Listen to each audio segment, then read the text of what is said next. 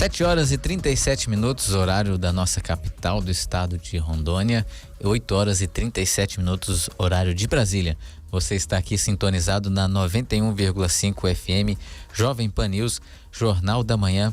Eu sou o Iveslando Neiva e você está aqui muito bem informado com os principais acontecimentos, as principais notícias do nosso estado e também do nosso país e do mundo. Aproveitar já também mandar um abraço aqui para os nossos ouvintes, as pessoas que estão na sintonia do programa programa Jornal da Manhã, aqui na Jovem Pan News. Nosso irmão Rony do Refúgio Canaã está sintonizado na 91,5. O Josenildo também está sintonizado. Um abraço para o Adonai Oliveira, todos aí ficando bem informados aqui na Jovem Pan. Vamos já trazer algumas notícias dos destaques de hoje aqui do nosso estado de Rondônia. A Justiça Eleitoral desaprovou esta semana as contas de campanha de 2024 do ex-prefeito de Paraná, Isaú Fonseca, do União Brasil. A decisão é da juíza Ana Valéria, que identificou irregularidades como movimentações não declaradas e notas fiscais omitidas, entre elas uma nota de aproximadamente R$150 da empresa de certificação digital e outra de R$62 mil de outra empresa de eventos. Só lembrando que nas eleições de 2024, o então prefeito Isaú foi derrotado nas urnas pelo atual prefeito Afonso Cândido, ali em Ji-Paraná, no interior do estado de Rondônia. E como toda eleição, os candidatos precisam apresentar os seus gastos, precisam apresentar as suas contas à Justiça Eleitoral, e a Justiça Eleitoral, por sua vez, aprecia se essas contas, se esses gastos de campanha aconteceram de forma regular ou de forma irregular, podendo trazer consequências também para a elegibilidade desses candidatos. Contas reprovadas pode tornar os candidatos inelegíveis para eleições futuras, para eleições seguintes, além da aplicação de multa em razão das irregularidades. E nessa semana a Justiça Eleitoral emitiu aí um julgamento desfavorável e desaprovou as contas de campanha de 2024 do ex-prefeito de Ji-Paraná, Isaú Fonseca. Vamos falar aqui um pouco também a respeito do nosso Congresso Nacional. Essa semana é de movimentação intensa dentro do Congresso Nacional. O presidente do Congresso Nacional convocou os deputados e senadores para iniciar mais cedo os trabalhos. Essa semana a sessão começou na segunda-feira com matérias importantíssimas a serem apreciadas. Já noticiamos aqui que foi aprovado o regime de urgência na lei que visa derrubar o aumento do IOF aqui no Brasil, e outras situações também têm acontecido ali dentro do Congresso Nacional. Por exemplo, ontem foi aprovado a criação da liderança da oposição ali dentro do Congresso Nacional. A oposição ao atual governo que está no mandato, a oposição ao governo Lula. E a proposta dá aos blocos oposicionistas os mesmos direitos da liderança do governo, né? O senador Isalci Lucas, do PL do Distrito Federal, assumiu o posto com relatoria do senador Marcos Rogério, aqui de Rondônia, do PL de Rondônia, que destacou o reequilíbrio político com a medida. Isso é importantíssimo, né? Do mesma forma que é importante uma liderança do governo dentro de uma casa legislativa, também é importante uma liderança da oposição para poder trazer equilíbrio nas discussões, para poder equalizar toda a discussão política dentro da casa legislativa. E a gente começa a perceber que a oposição ela tem se organizado e se fortalecido frente ao governo federal. Como as notícias a respeito do governo federal, as notícias a respeito da avaliação do governo federal têm sido negativas, isso tem fortalecido a oposição, porque já encontra vozes na rua, vozes nas ruas, vozes na sociedade a respeito da necessidade de enfrentar um governo que não está conseguindo se encontrar durante o seu mandato. E esses reflexos é possível sentir na economia do nosso país, quando se faz uma avaliação do cenário econômico e até mesmo do cenário fiscal no nosso país. É possível perceber que o governo federal não está bem, e isso tem fortalecido a oposição, deputados e senadores que estão na oposição a este atual governo federal. Voltando aqui, continuando a falar da política nacional, o Congresso derrubou o veto ao projeto de lei que garante indenização de 50 mil e pensão vitalícia a vítimas da microcefalia associada ao vírus Zika. Então, é uma lei que havia sido aprovada ali pelo Congresso Nacional, mas o governo vetou esta norma, e esta semana o Congresso, em mais uma medida de enfrentamento ao governo federal, derrubou o veto. E nessa discussão também foram ampliadas as licenças maternidade e paternidade para estas famílias. Esse texto é de autoria da senadora Mara Gabrilli, do PSD do estado de São Paulo. Esse aí é mais uma prova do enfraquecimento deste atual governo federal dentro do Congresso Nacional, porque teve o seu veto derrubado. Além da aprovação de pautas importantíssimas para partidos da oposição e também pautas importantíssimas para o Brasil, em que o governo tem perdido de lavada, são muitos votos sempre desfavoráveis ao governo e favoráveis a outros projetos de lei ali dentro do Congresso Nacional. Voltando a falar aqui de Rondônia, tem uma manifestação acontecendo ali na BR-364 e novos protestos estão marcados aí para bloquearem a BR-364 próximo ao trevo de acesso a Cujubim.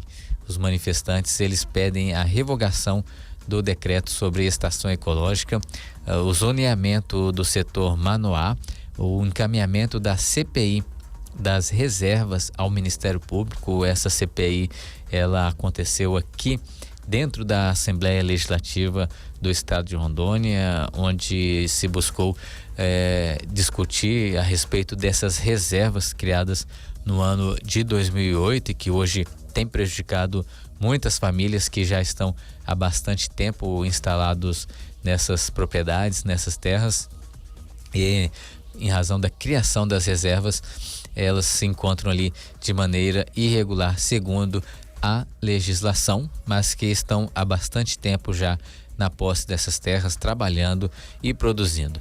Essa manifestação também, ela pede a liberação dos GTAs, porque o governo do estado de Rondônia, por meio do IDARON, tem bloqueado os GTAs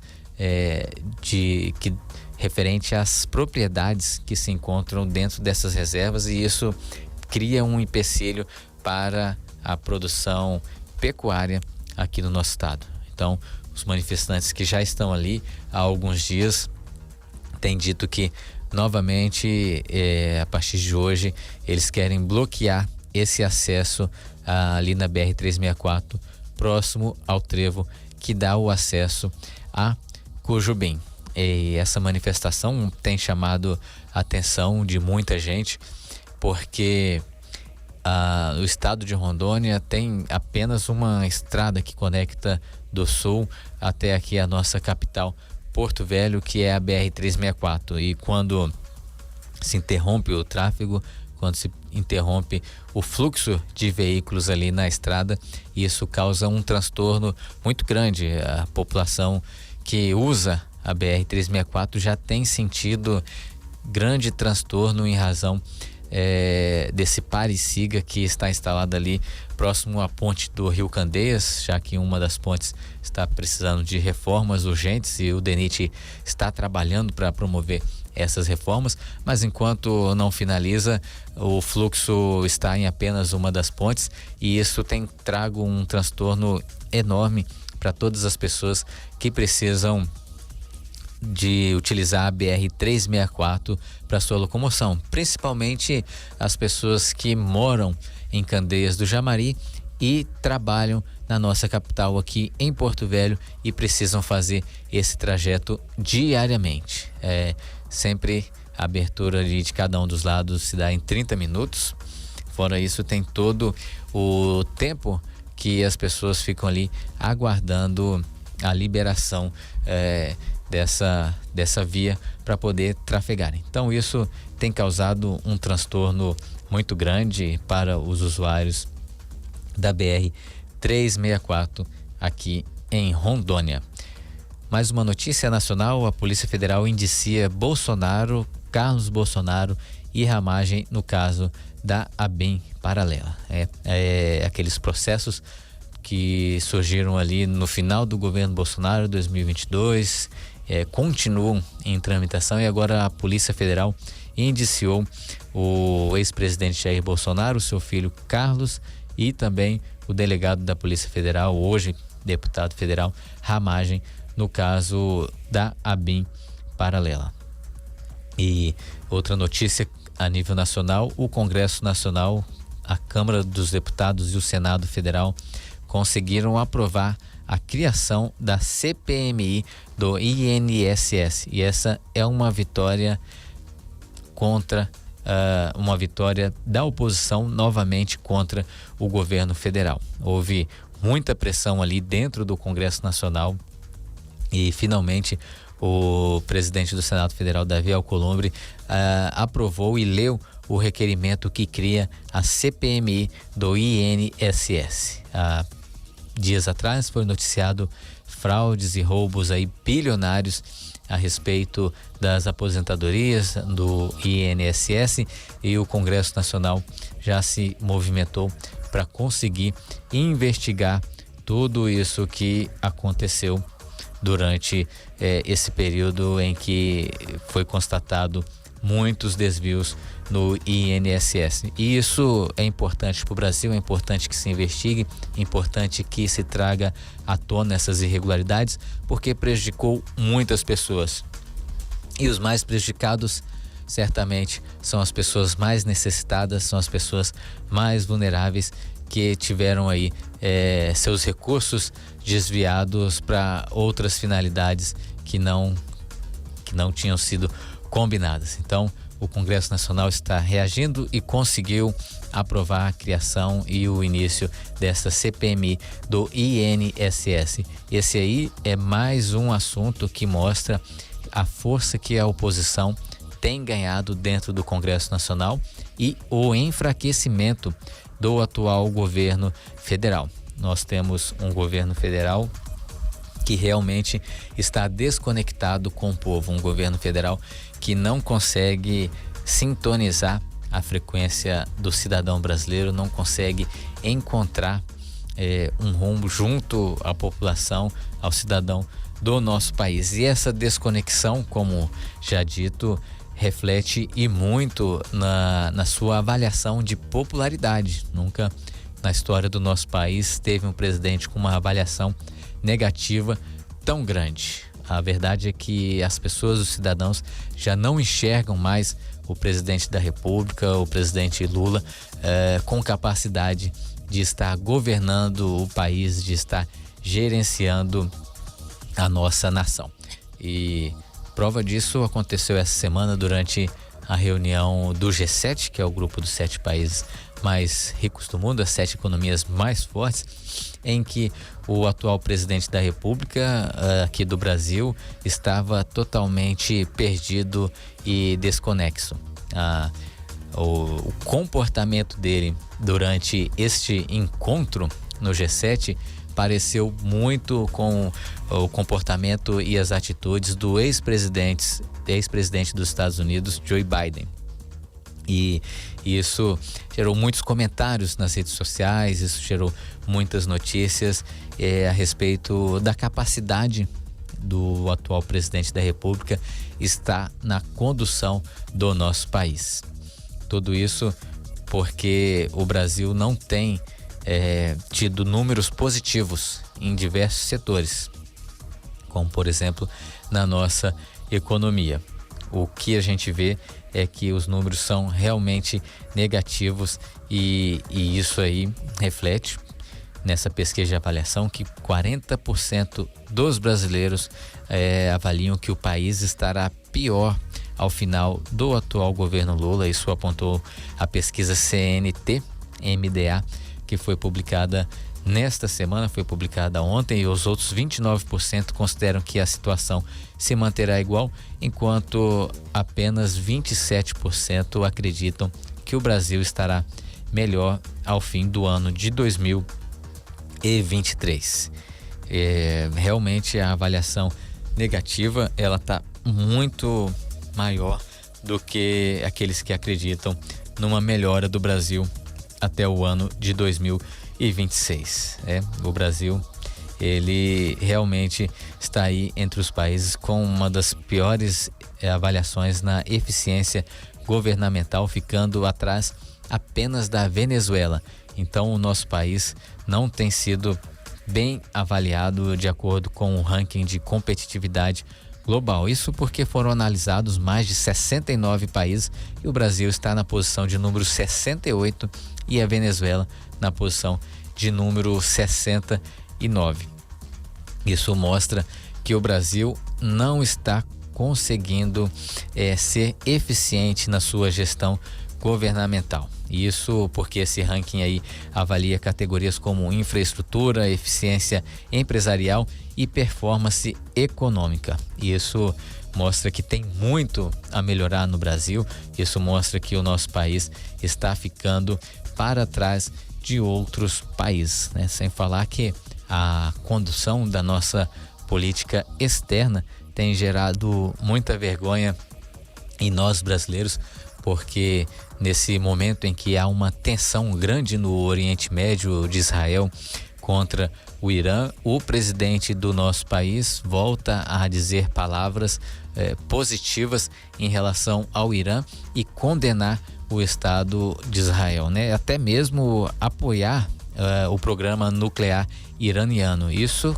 nosso atual presidente, infelizmente, teve a capacidade de dizer, né, que apoia o programa nuclear iraniano, como já fez ali no ano de 2010. E os argumentos dele são os mesmos. A mesma ladainha permanece de dizer que é um programa para fins pacíficos e que isso envolve a soberania do país. Mas não é o que nós estamos vendo e não é o que a maioria da população brasileira vê e observa neste momento. Então, as falas do atual presidente da República têm repercutido de maneira muito negativa sobre a política externa brasileira, tem envergonhado a diplomacia brasileira porque está se posicionando do lado errado de todo esse conflito. Infelizmente, o atual presidente da República sempre tem dirigido duras críticas e condenações ao Estado de Israel e apoiado o Irã, que está ali buscando com todas as suas forças destruir o Estado de Israel. Mais um ponto que mostra a desconexão deste governo federal com o cidadão brasileiro, com o que pensa o cidadão brasileiro. E a gente vive esse período em que esse governo federal, o próprio governo federal, busca criar instrumentos para poder cercear a liberdade de expressão das pessoas. E o movimento que o governo federal tem feito, ele tem sido o mais delicado e o maior desde a redemocratização do Brasil em 1988. A gente vê que decisões recentes da Justiça têm ampliado o poder dos órgãos estatais sobre o que pode e o que não pode ser dito nas redes sociais, afetando e muito a liberdade de expressão das pessoas, a liberdade de imprensa e o direito à opinião. É constatado aí que vários perfis foram suspensos sem mesmo um devido processo legal, conteúdos apagados por decisão monocrática e uma crescente insegurança jurídica sobre o que é considerado desinformação. E o próprio Supremo Tribunal Federal está, neste momento, julgando o Marco Civil da internet e alterando por si só a legislação que rege o assunto, dando amplos poderes para que as redes sociais possam excluir perfis e excluir conteúdos postados sem mesmo haver um devido processo legal ou uma decisão judicial sobre o caso concreto posto à apreciação. Tudo isso aí fortalece a censura, fortalece o poder de controle sobre o que as pessoas dizem, sobre o que as pessoas pensam e, ao mesmo tempo, enfraquece a liberdade de expressão. O julgamento está ocorrendo e neste momento já tem ampla maioria, já há 6 ministros que votaram favoráveis a esse tema para restringir a liberdade de expressão no Brasil, e apenas um ministro até o momento, um ministro indicado inclusive pelo presidente Bolsonaro, Mendonça, que foi o segundo e último ministro indicado pelo presidente Bolsonaro, se posicionou contrário à censura. Infelizmente, essa questão da censura retomou o Brasil no ano de 2022, onde o tribunal decidiu, durante o período das eleições, liberar a censura sob o argumento que seria algo temporário, mas o que a gente vê que é uma tentativa semanal e mensal de restringir ainda mais a liberdade de expressão das pessoas. São 7h59, horário aqui de Porto Velho, 8h59, horário de Brasília. Você está muito bem sintonizado na 91,5 FM, Rádio Jovem Pan News. Este é o Jornal da Manhã e eu sou o Iveslando Neiva. Estamos já finalizando o nosso programa de hoje. Não se esqueça de nos seguir nas redes sociais, procure aí no YouTube Jovem Pan News Porto Velho, também no seu Instagram e Facebook, e também o Iveslando Neiva no seu Instagram e no seu Facebook, que você vai receber todo esse conteúdo e vai ficar por dentro de todas as informações. Um abraço a todos vocês e até mais.